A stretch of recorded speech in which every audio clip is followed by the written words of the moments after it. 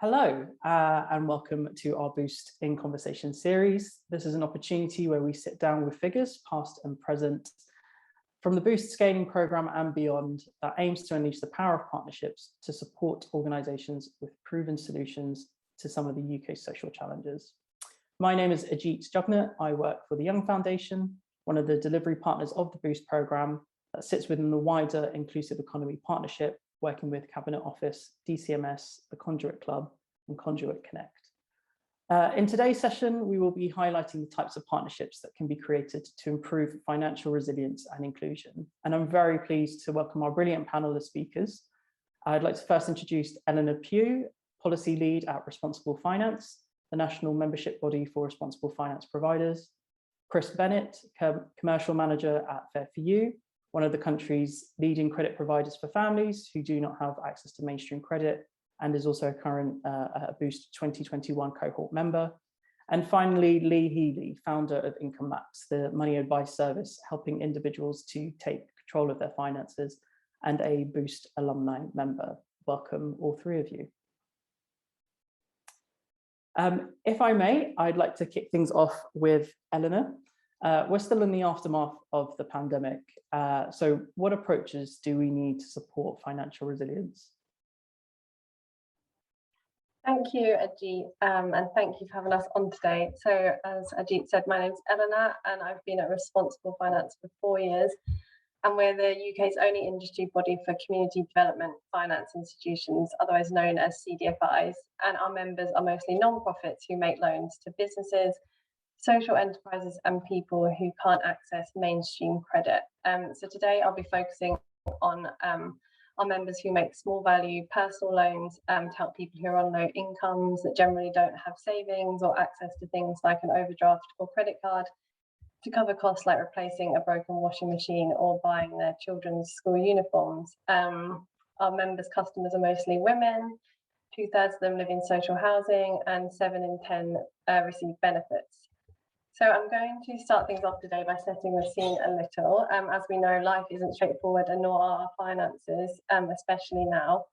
Over a quarter of adults in the UK have low financial resilience, so no savings, erratic earnings, or they're over indebted. And with most of the special COVID support measures having ended, the universal credit uplift scrapped, and energy bills rising, it's a really anxious time for many people. And so there's a massive need for a whole range of financial support services, and partnerships are critical to taking a holistic approach and making sure they reach those who need them. So why is affordable credit important? Debt often has bad connotations, and people can sometimes think that when a low-income person needs a loan, it's the result of bad financial planning. And while a lot of people do struggle with this, actually what CDFIs often see is that their customers are expert managers of their really tight budgets. They just don't have the flex in those budgets to cover larger or unexpected expenses. And so for this, sometimes they need to borrow. So alongside other financial support services, and done responsibly, credit can be a really useful tool to some people. Now, a lot of people can't access mainstream bank credit because of their income level or credit history. And without these, people who don't have that £400 to fall back on when their oven breaks might be forced to go without essential appliances, or may not be able to afford Christmas presents for their children. CDFIs use open banking and other tools to assess whether a person can actually afford to borrow, and their lending criteria doesn't automatically exclude people who had credit issues in the past.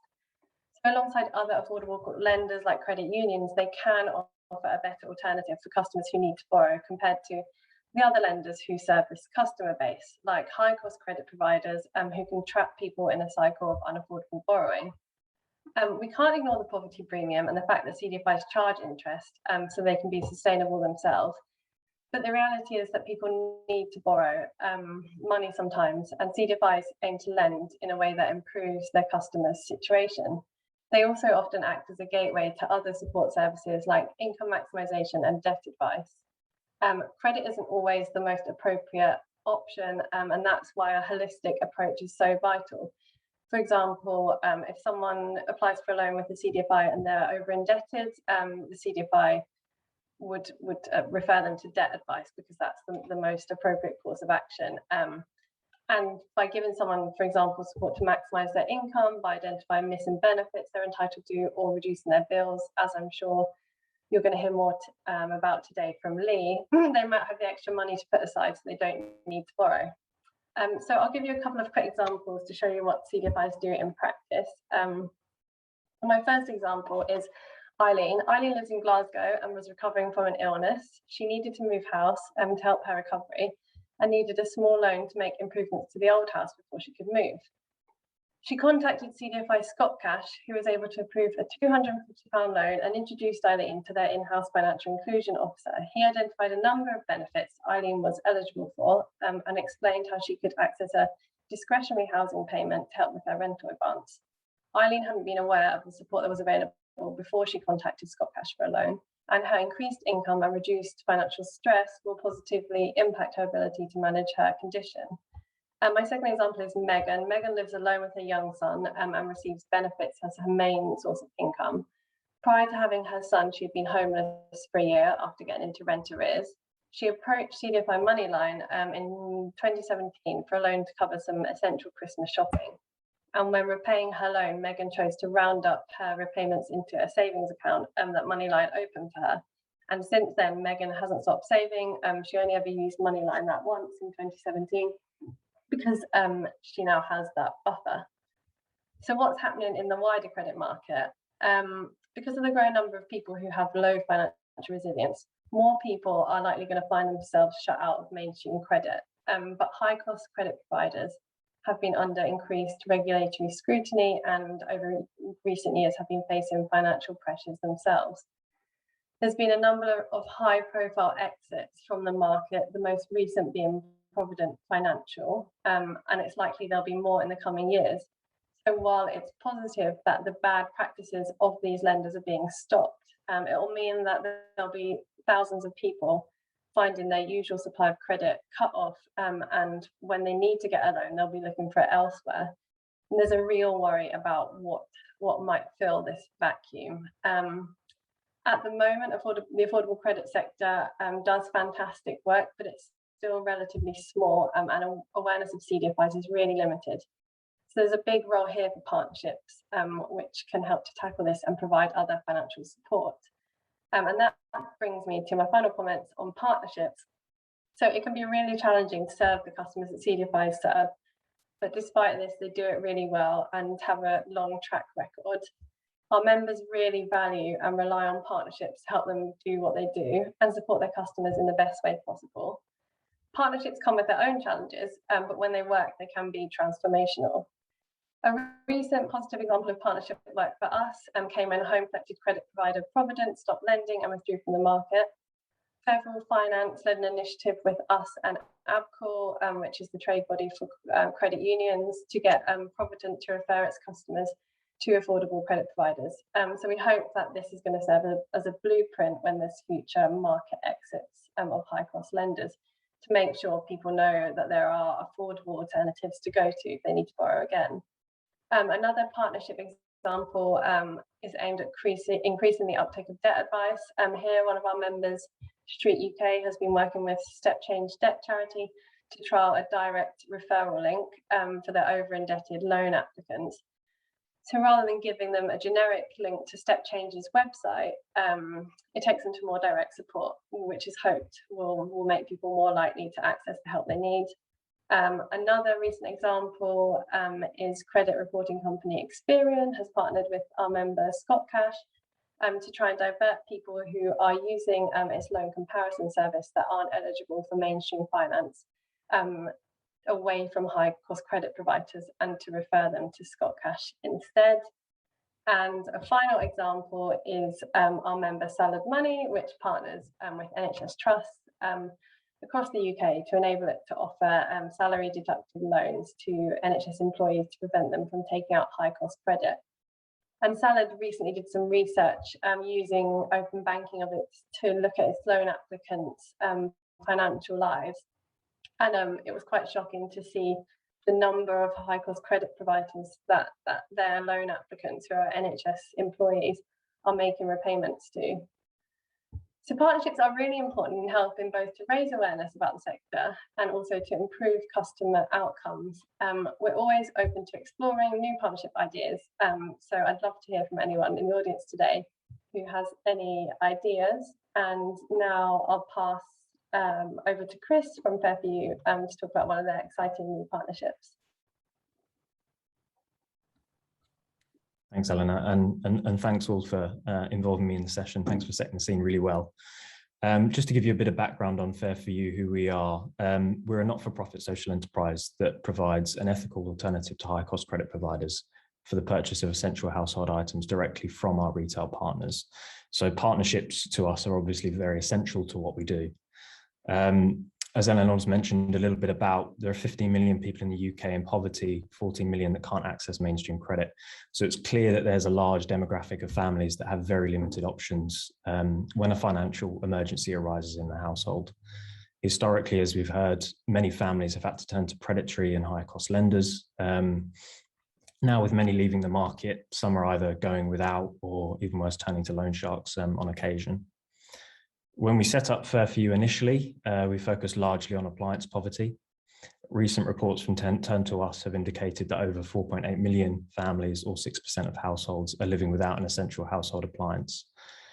And we can really see the poverty premium in action here, because life without a washing machine, for example, leading to trips to the laundrette, pushes up expenses by over 2,500%. To tackle this issue specifically, we found a fantastic partner in Whirlpool Group who worked with us to support families and provide them with great quality appliances direct from the manufacturer. Working with the great retail partners like Whirlpool is essential to us as it helps us to subsidize our costs, which means that essentially we can pass on as much of these savings as possible to the customers, making our product cheaper. And it also means that we can be certain when we lend to a customer that that benefit of that product stays in the household no matter what happens to the customer's account with us. So we know that the customer can keep using that product after working with us. We found a great example of a specific example with our work with Whirlpool when we look at one of our customers, Michelle. Michelle was with another rent-to-own provider before coming to us. She was with them for 2 years. She spent more than double the price of the product that she ordered, and ultimately, after the end of the agreement with them, the product broke down and she could no longer use it. After coming to us, she's had a few items from us now. She's been able to get her finances in order and ultimately has started her own business as a photographer. So really proud of Michelle for sort of getting out of the spiral of this kind of debt and working with us to support her financial resilience. Following the success of working with Whirlpool Group specifically, we've been able to extend our offering by adding even more amazing retail partners. So we've added the likes of Dorset Home Stores, Stone Group, Argos, Dunelm, Carpetright, and Habitat. Even more amazingly, we've been able to leverage these relationships to support over 50,000 families to date since we started lending in 2015. In this time, we've released a total of 4 independent social impact reports that now really allow us to prove that credit can be used for good, including in one of these reports, the estimation that more than £50 million worth of social value has been delivered through our loans to our customers. So we're really proud of what we've been doing in the past and the partnerships that we've had with our retailers. But we're now sort of looking at the next step, what we can deliver now to really support customers even further. We're piloting a number of schemes at the moment. One specific one is a micro loan to support financial shocks in the household. We're working with a great retailer in a pilot to support potential issues around purchasing food during school holidays, where children are back in the household and the expenses rise. This pilot is working really well. We're finding that a number of customers are using the microloans brilliantly, and over 96% are saying that they now feel that they would be able to have sufficient food during the school holidays where they wouldn't before. So really proud of the pilot so far, hoping to release something more about that in April of next year as we start to scale it out wider. This sort of proof of concept around microloans has really got us to look at other areas where we can work with retail partners to support our customers. So we're looking at additional clubs around things like school uniforms, car repairs, potentially other areas to really identify where customers are finding these financial shocks and helping them by providing that extra flex in their budget. We've worked really hard with all of our retail partners, and we work with a number of other partners outside of retail where we believe that it is not potentially right for us to lend to certain customers. We know that credit can be a great option for a lot of customers when it's done well, and we've proven that when it's done well with a number of great partnerships that it can really support those customers. But we know that it isn't a solution for absolutely everyone in the market. So we are looking to work with a number of different partners so that we can start to refer customers to other areas that might support them. So we know that partnerships can be really useful directly working with our credit option, but also that partnerships are really important for us when offboarding customers, potentially if they can't get an item from us, or equally once they've worked with us, then we can look to support them even further by developing other partnerships outside of that sector. Amazing. Thank you so much both to Eleanor and Chris for that introduction and those case studies as well that you've just shared with us. If I take that last point from Chris, and that credit is not necessarily the only answer, it feels very apt to then bring in Healy, our final speaker, because this is essentially what you do and what IncomeMax does as well. It's the alternative to affordable credit. And so if you can share with us a bit more about your approach to partnerships from that perspective. Thanks, Ajeet, and thanks, Chris, Eleanor. It's always great to be talking alongside our sector partners that care so passionately about financial services and trying to create a better system, a better world for the people that we care so passionately about. And we know that so many people get left behind with their finances. Just in our particular area of income maximisation, billions of pounds goes unclaimed and missing from families not being able to access that cash every single year. So that's why I set up IncomeMax. I set it up as an income maximisation service delivered by human beings to support the human beings out there that are missing out. And we help thousands of families every year with their money problems, and we find lots of money. We find millions of pounds out of those billions of pounds that goes missing. There's a lot more to do still, because it's a scary world out there with with a really complicated financial system, which these days includes benefits, charitable grants, help for energy bills, help for water bills. So we've developed a pretty nifty way of taking a person through that journey. Doesn't rely on software, because the system's so complicated that really sometimes you need to deep dive into someone's situation and really piece this together. And you know what? Sometimes we can find £140, for someone's energy bill. Sometimes we find £33,000 worth of backdated benefit payments where the DWP haven't put the premiums in place for many, many years. So it really is like we can have some incredible successes with big amounts, but for us, every penny counts. And it brings us, I guess, nicely onto the idea of how have we made this work? Because we wouldn't have been able to get where we are in IncomeMax, I think, without the power of partnerships. And without us leveraging partnerships to try and say to our partners, providing income maximisation support, providing money advice in a timely way to people is a great way of, maximising their income, taking control, helping them to take control of their finances, getting the debt advice they need. And I think we're actually at a really interesting point, because as Eleanor said, there's this move towards affordable and ethical credit. And so, like, in my head, it's exactly as Eleanor described. We need to try and make sure that people are getting all of that free money, first of all, in as many situations as possible. Because if we can do that, it means that people don't have the pain point of borrowing on a low income.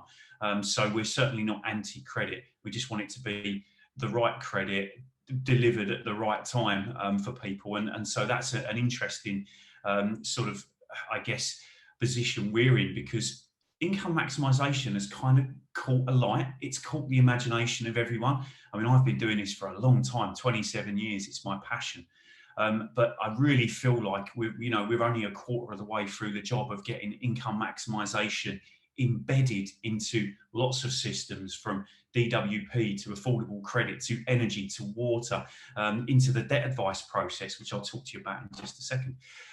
But I just wondered if I wondered how people are feeling about partnerships. And Eleanor and Chris, you can type something in the chat for me if you can.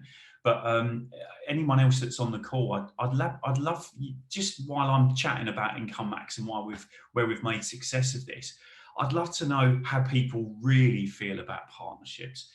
Do people feel locked out of partnerships?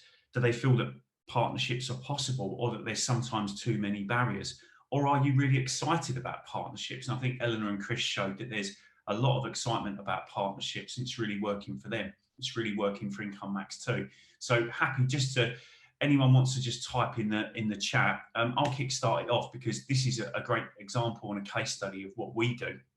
From a human-centered perspective, this is a real advisor on the phone with a real person who also calls a real person from the Department of Work and Pensions to get that pension put in place. Absolutely changes the customer's life in a phone call.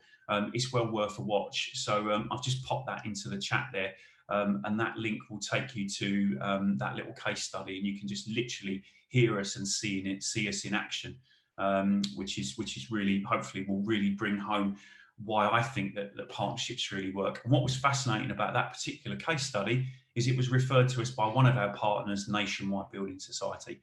And basically, we would not be where we are today without the power of partnerships and people supporting our work to maximise people's income.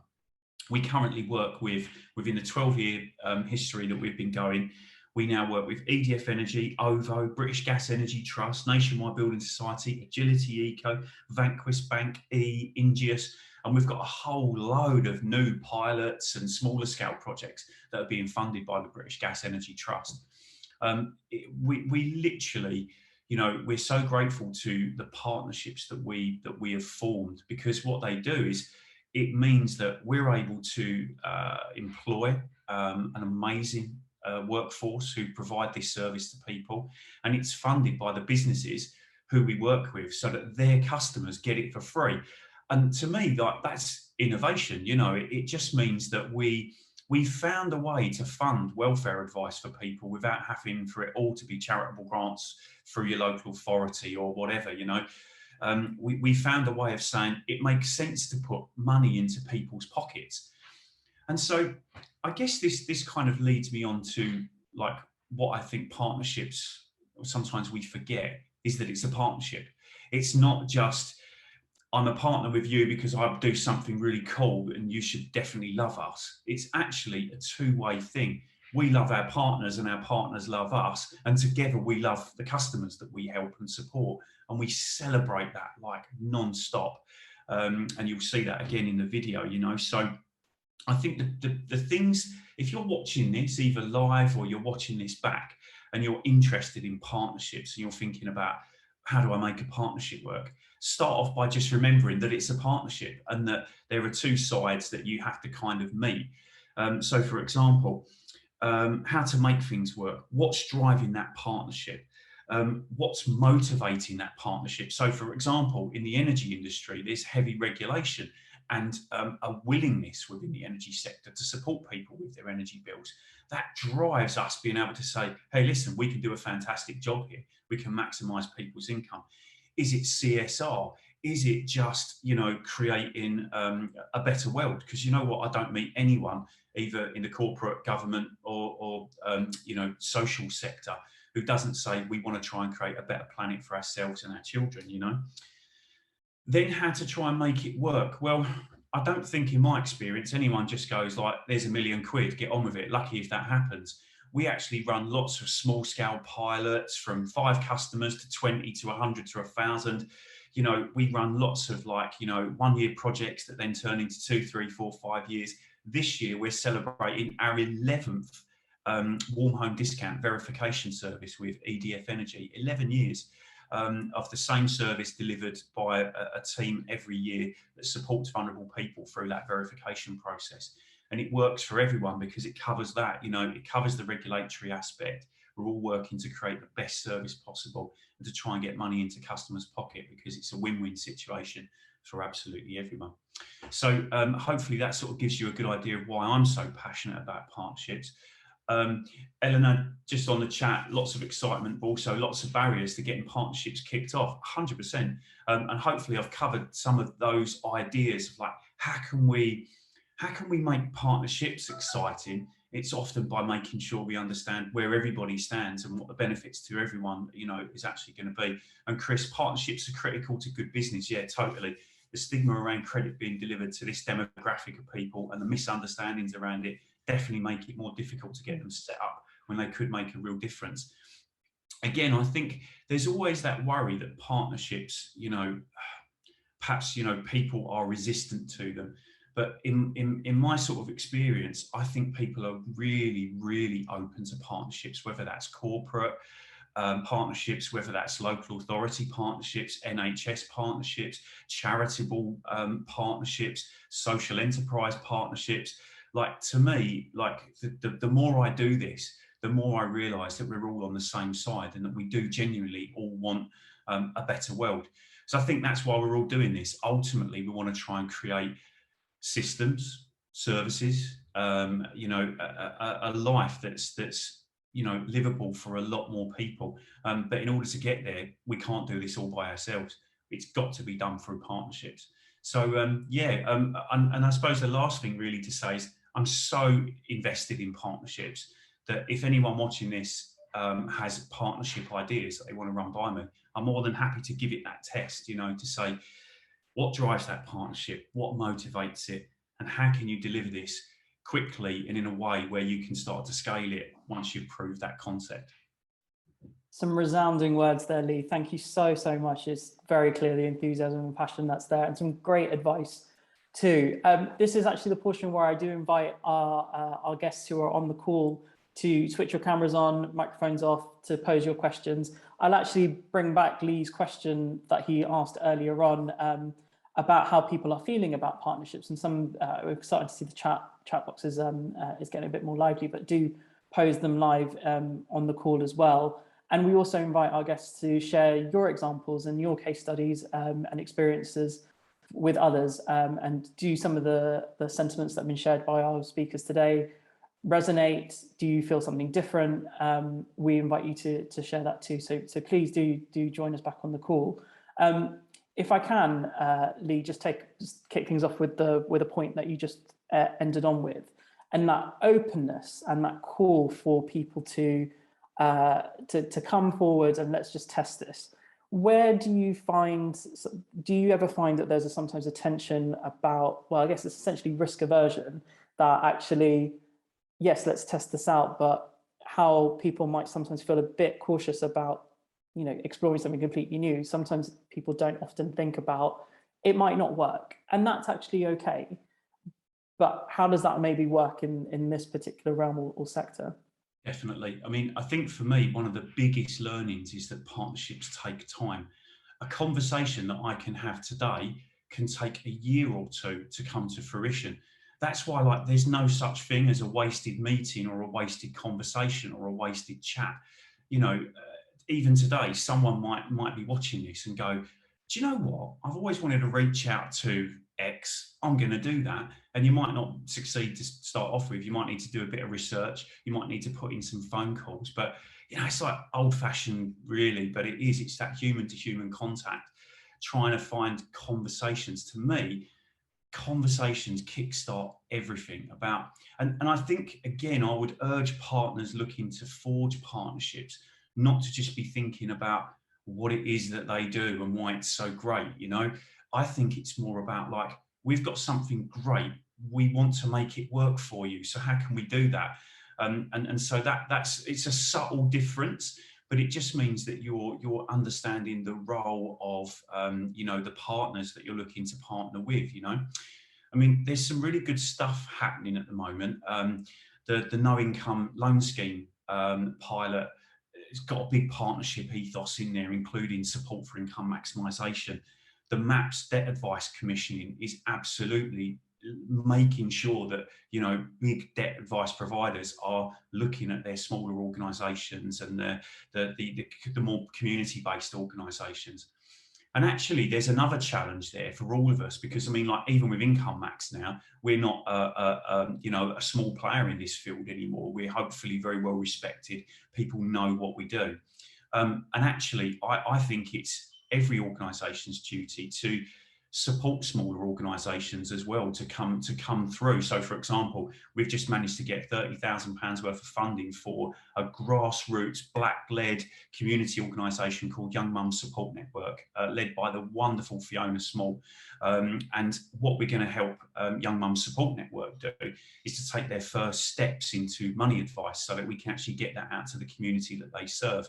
And so, again, I think the honest truth of it is that it's like, be less selfish, be more generous, listen even to the corporate partners, like even the people that we work with in corporates, they're not all like rich dudes, more often than not, they've just got jobs and they're trying to make the best of what it is that they're doing with the resources that they've got.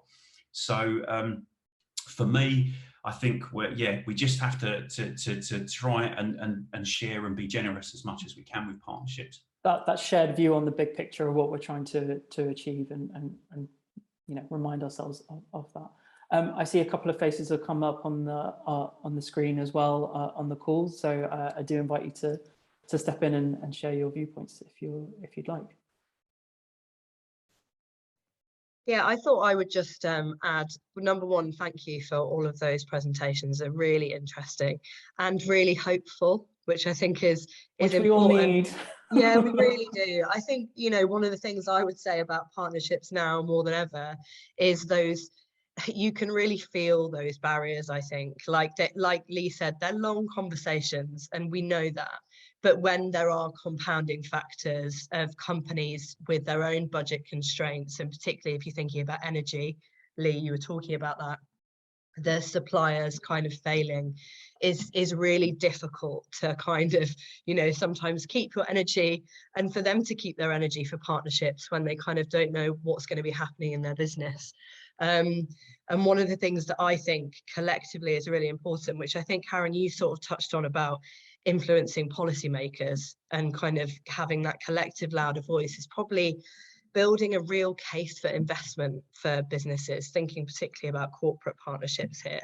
There is a real return on investment for this stuff. And I think we kind of all have to work together to really kind of shout about what those are. And when we have evidence of them, make sure that we share them, because I know that that's a big barrier to partnerships more than ever at the moment.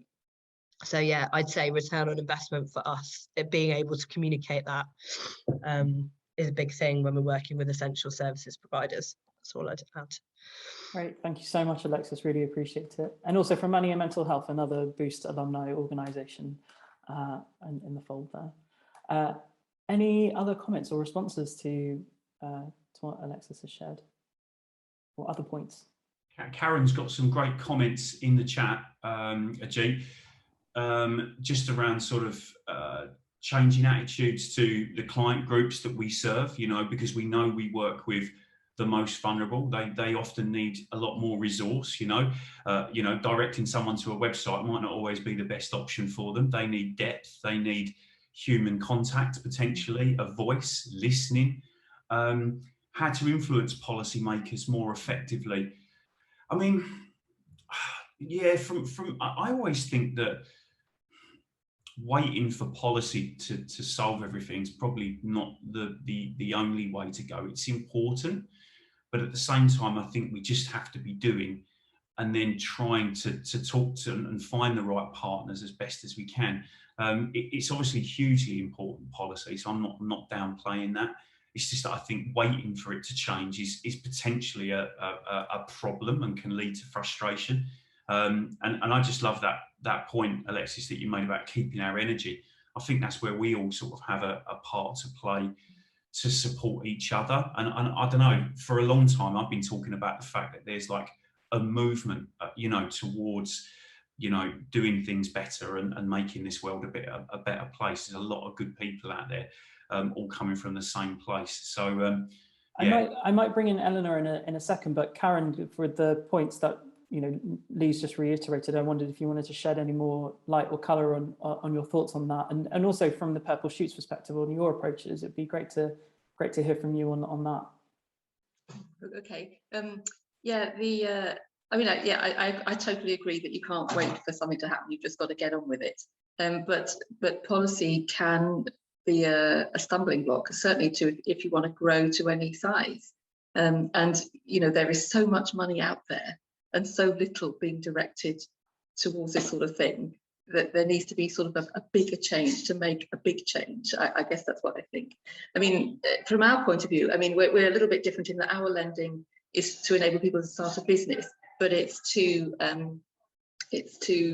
what it does is it creates a sustainable income for people. So I kind of think that it is a solution to this sort of affordable credit issue, because once people start a business, they've got an income coming in, and lots of our clients get debt free really quickly.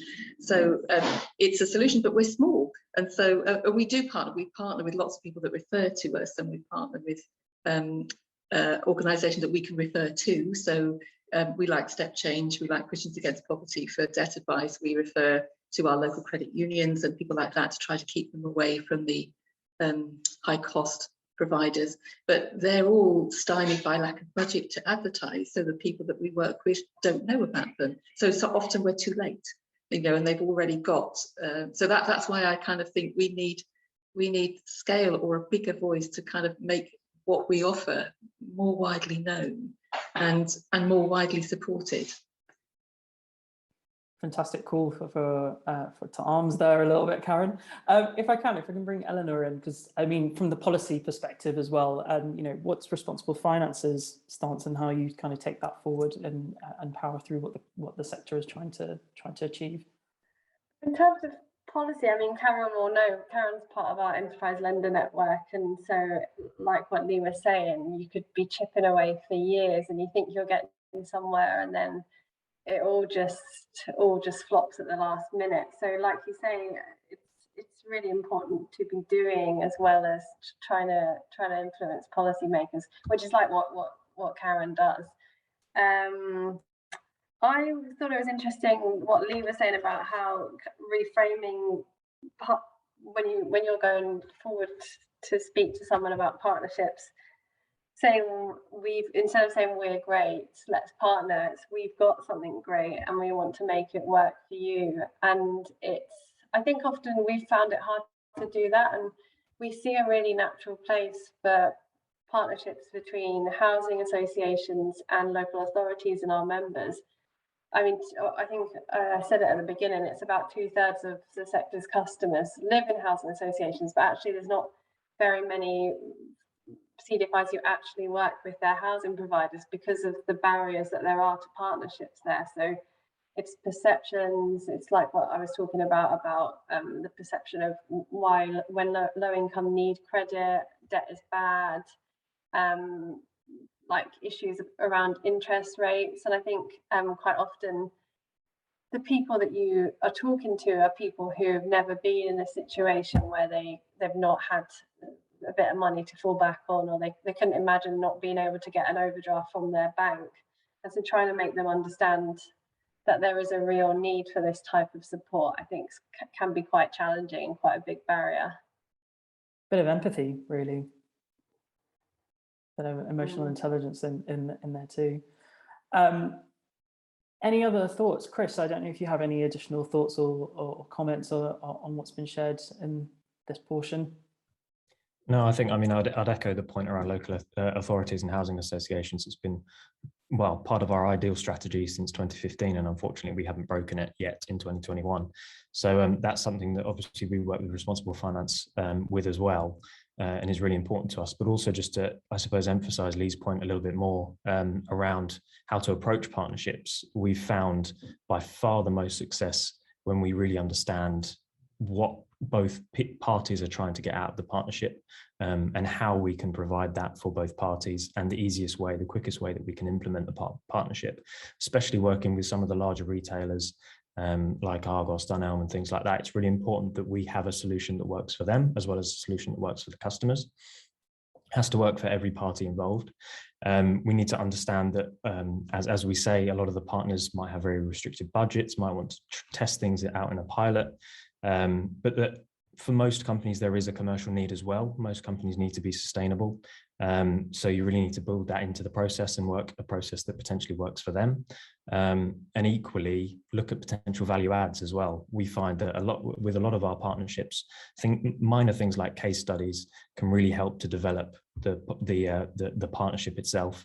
And you find that there are a lot more solutions and there's a lot more leeway that partnership will give you when you provide that value add, like a case study, for example. Thank you so much. There's some really great advice there. And I'm just looking at the time, we've got a few more minutes left.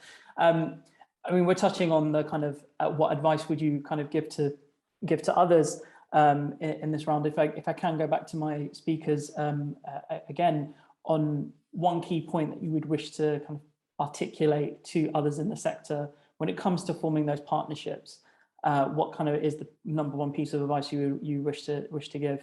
I'll go to Eleanor first, if I may. I suppose I can't help but just repeat what Lee was saying. Really, it's have those conversations, be patient. It's probably going to take a while.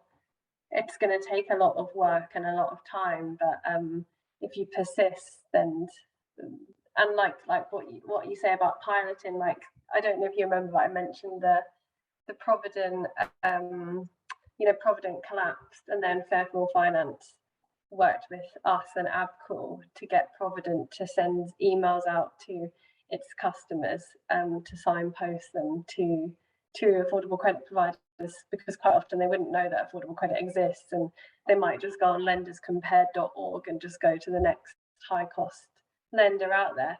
And that's been kind of it wasn't smooth, it was slow to get going.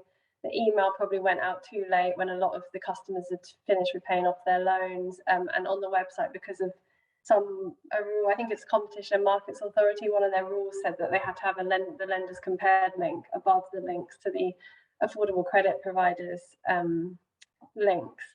But that's a start, and we hope that we can now work to refine the process, so next time a lender exits the market, it can be a lot smoother and a lot quicker and a lot more effective.